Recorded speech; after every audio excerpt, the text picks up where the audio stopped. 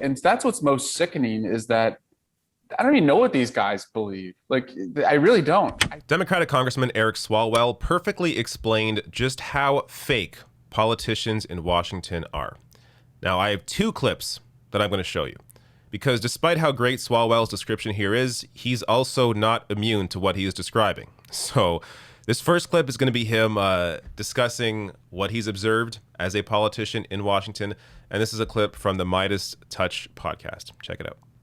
It's pro wrestling, to be honest. Many of my colleagues are better suited to work at the WWE. And I say that about Gaetz because I've worked with him on marijuana issues. I've worked with him on other issues, especially really before Trumpism took off and he turned into a character. And he would, there were times where he would laugh at himself about how stupid he had to act, to keep, the act going. That's what's so frustrating. And this may sound crazy, but if you ran into Matt Gaetz or Ted Cruz or Jim Jordan at the Santa Monica Pier, you would say, these are nice guys. Boy, they're nothing like, what I see them do on Twitter or TV. And I write about this in the book.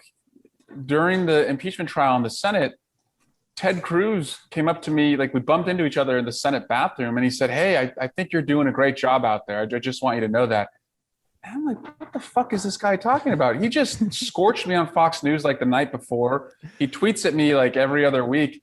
But to him, if you're a pro wrestler, like it doesn't matter that you hit me over the head in the ring with a steel chair. It's all fake, right? You're just doing what the fans want. So I should just be cool with it because he projects onto me what he does. He thinks that I'm just performing as well. And that's what's most sickening is that I don't even know what these guys believe. Like, I really don't. I think they just are giving what they think the fans want, what they think the fans want. It really is crazy. I'm not kidding you. Like, I will walk by. There's a colleague of mine who is a ranking member of one of their committees. And he and I had gone out before, had gone to dinner before, had tried to work on some issues together, like in the healthcare space. And again, he started all of a sudden when it was popular to like tee off on me. I'd see him on Fox News and I'd see him tweeting at me. And then like a day later, we'd pass each other on the congressional steps going up to the Capitol. And he'd be like, hey, I've got a great restaurant that we need to go to. Like, let's try and find time to do it. I'm like, what is this? But like to these guys, it's not even real. Like, it's not real. All right. Again, that was from the Midas Touch podcast. I think this is a great, fantastic explanation of how these politicians, many of them, act behind the scenes. For them, people often wonder how politicians can be so phony. But for many of them, it's not public service. It's entertainment. So in their minds, they're simply entertainers. They're performing. I mean, people like Ted Cruz, it's so obvious how fake that guy is.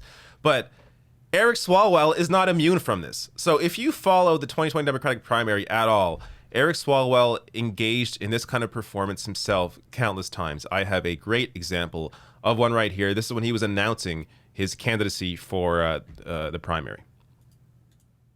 I'm the son of two Republicans. I married a Hoosier from southern Indiana who grew up in Pence country. I've worked with Republicans my whole life, reaching across the dinner table and reaching across the aisle. I go on Fox News just so most of my family can see me on TV.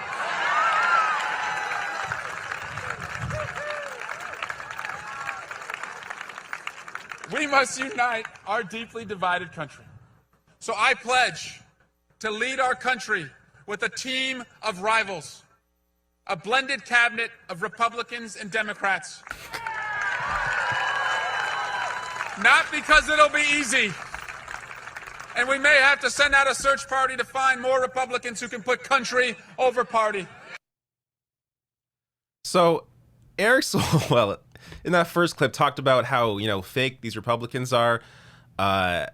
Yet here he is wanting to put them in his cabinet if he became president, which, of course, the idea of Eric Swalwell ever winning the Democratic primary was just so hilarious.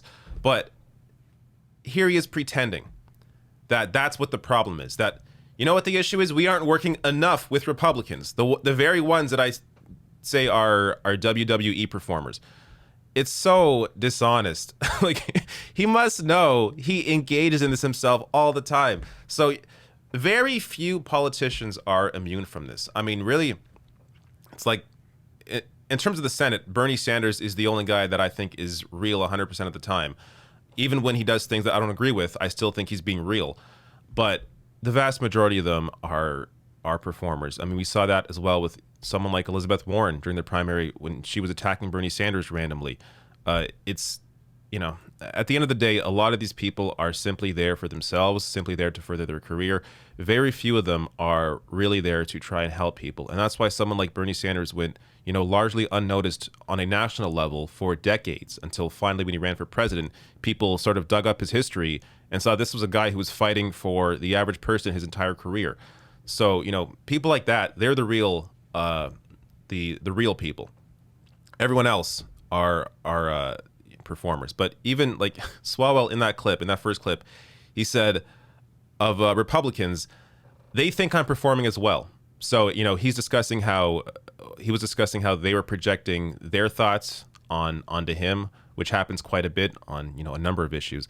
But that this is why they think you're also a performer, Eric. It's because of shit like that. So just incredible. That said, I do think Eric Swalwell's description was a great breakdown of how politics in Washington is very much just like pro wrestling.